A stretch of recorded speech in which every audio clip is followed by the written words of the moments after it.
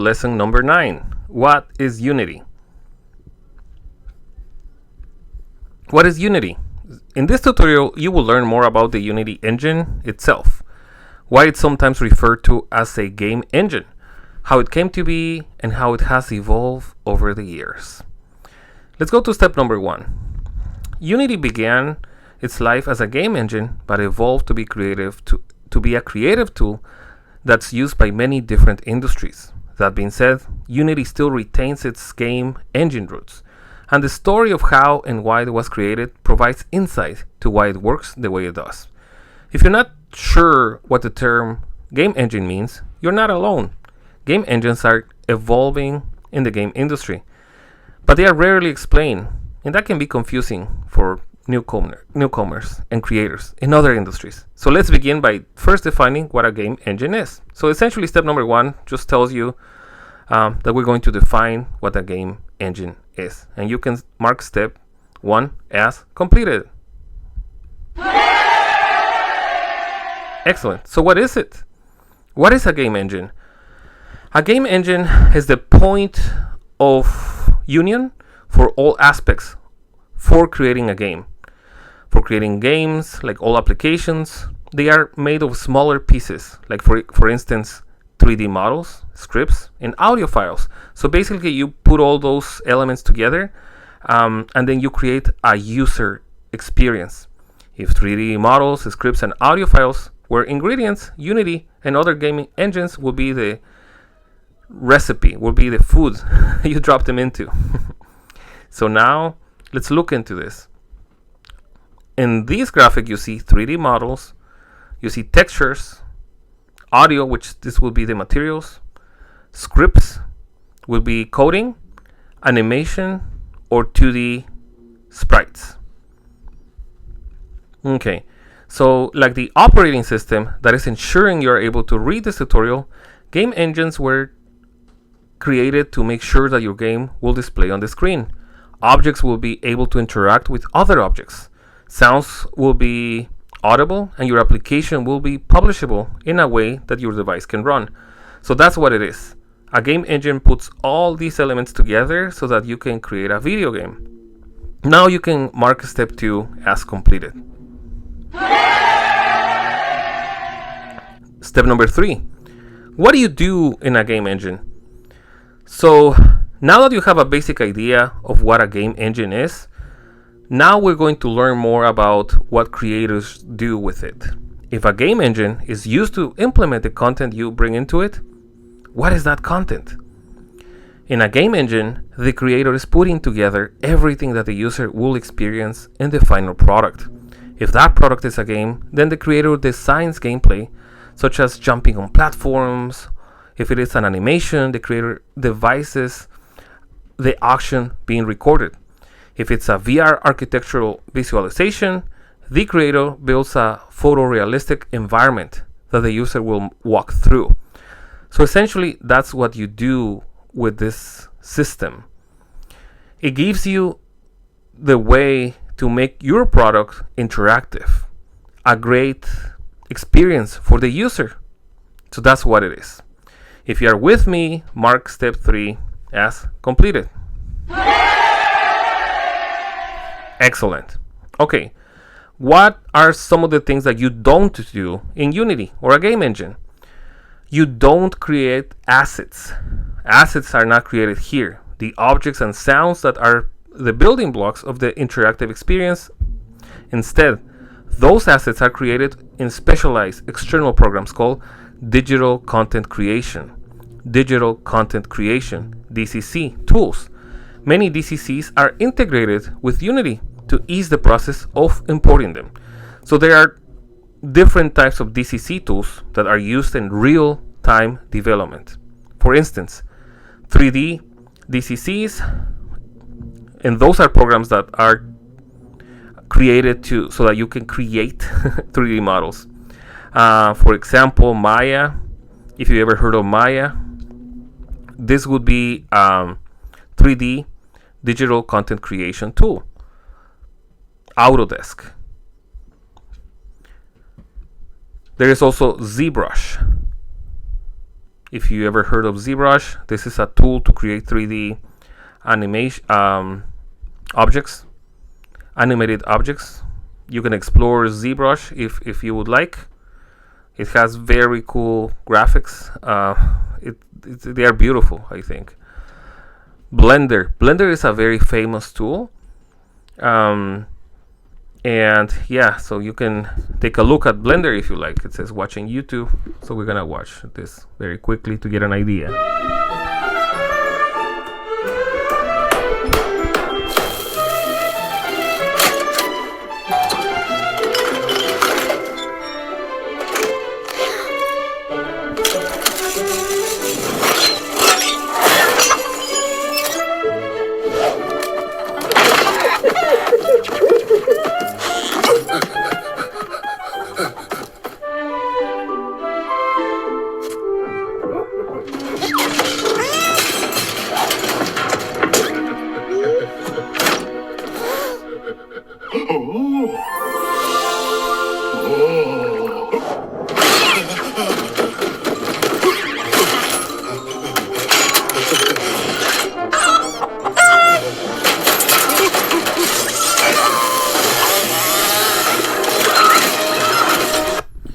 So I'm just showing you a little bit of it so that you can get an idea of what Blender can do.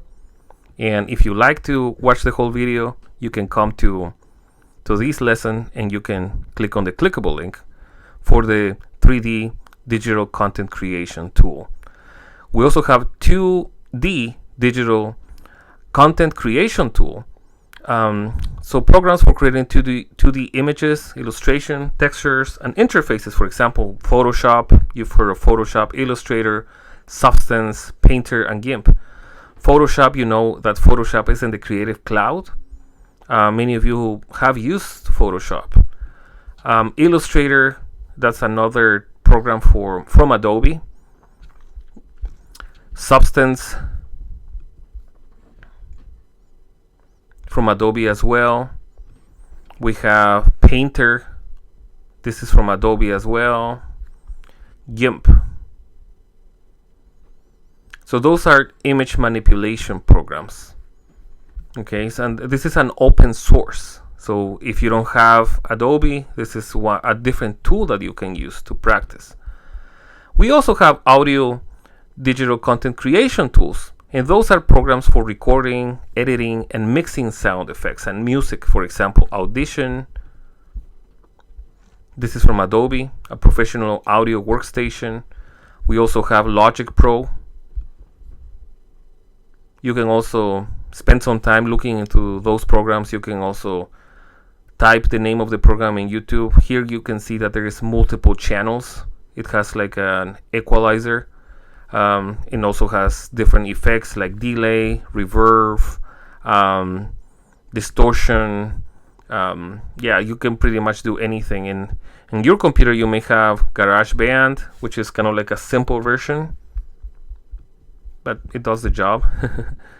Reaper. And there is another one that is Audacity, I believe, is a free source. I've used it before. Yeah, it's an open free source, which means it's free. And essentially, and multiple people around the world are using this tool to create audio. If you are into music, if you are into 2D CCs or 3D DCCs, you can spend some time. You can pause the video and you can spend some time looking into those. Integrated development environments. Those are programs for writing code in a variety of languages, for example, Visual Studio and Writer. So you can essentially write code. And one of the cool things about these programs is that now they have different commands, different languages, and they color them. It was harder before because they wouldn't have any color, but now you can differentiate between a variable. We're gonna look into this when we get into the programming part of Unity. Real-time engines, programs for real-time development, rendering, and publishing of 3D content of applications, for example, Unity and Unreal. Unreal, I have looked into Unreal. It has amazing graphics. You can see this is part of the real-time 3D creation tool, and I think it looks pretty amazing. Yeah, so you can spend some time looking into those if you've never heard of them, but I do want you to get familiar with all these tools. Part of the certification exam is getting to know all these different tools that you can use. And in the upcoming tutorials, we'll describe each type of DCCs in detail. And there is also a Unity Asset Store. Good news, although learning to use a DCC to create Unity assets can be an excellent skill to have, you don't really have to build every asset in your projects from scratch. There's hundreds of ready-to-use assets created with DCCs, and those ones are available to you through the Unity Asset Store. So if you have time, you can Google Unity Asset Store. And essentially, there is multiple elements that you can download. Some of them are free. For example, this Oculus integration. And for some of them, you do have to pay. But this is essentially the store where you can buy assets. I say buy because that's the term that they use, but some of them are free. So I think that's really, really cool. Okay, if you are with me, mark step number 4 as completed. We also have, so excellent. We have the Unity story. Step number 5. Okay, so everything started with a game. The first product ever released by Unity Technologies was not a game engine. It was a game. In 2005, Unity founders Joachim Ante, David Helgason, and Nicholas Francis released the video Gooball for macOS, for Macintosh, a year after the formation of their company, which was then called Over the Edge Entertainment. The game was created with an engine that they built from scratch, with the intention of licensing the engine to other developers. So here you can see Unity creators. How games were built before Unity. So before Unity was created, most game companies at the time created their own in-house engines for their various projects, sometimes even building a new one for each game they created. Can you imagine? It was a lot of work. These allowed them to create different tools that met their specific needs, but at the cost of a great deal of time and money. While developing on a game could often occur in parallel with engine production, any changes to the game concept might end up requiring a rework of the engine as well. So can you imagine building a new engine for every game? There wasn't a lot of pre-built engines specifically for video games. Therefore, video games were more expensive. It was limited to very few people. But because now there is a game engine, more people have access.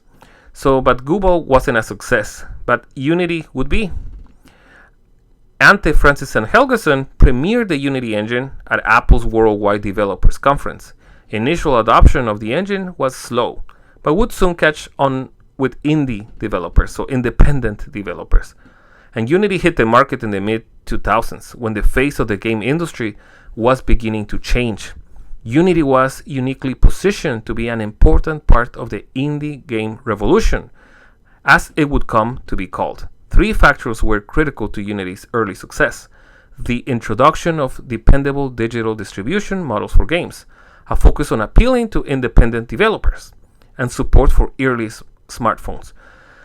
And then it came the high-speed internet, which at the time it was a big deal.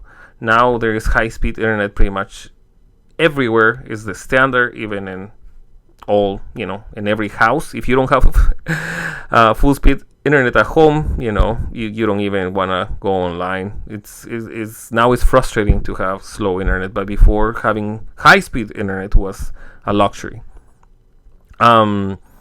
And when Unity first launched, it was differentiated itself from other licensed engines by offering pricing that was affordable to independent developers.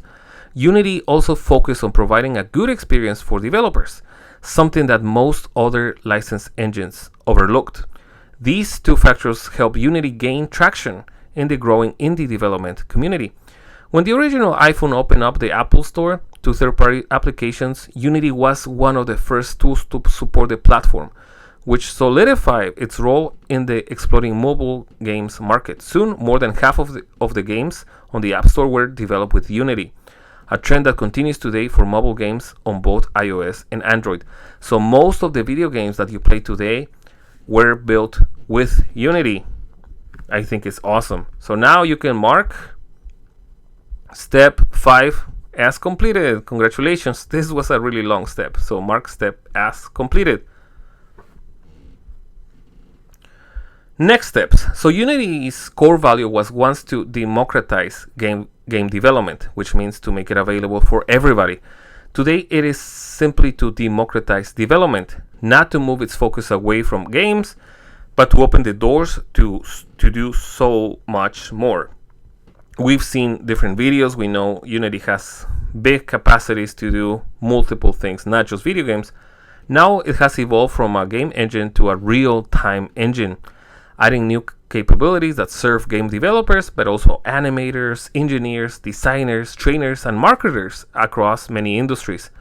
Unity is for everyone, and everyone is welcome. So it's not just for video games. So now that you know the Unity backstory, continue to the next tutorial to find out about the many industries that use Unity's real-time engine. Now you can mark step 6 as completed. Excellent. And that should give you more points. So congratulations. And we will go to the next lesson.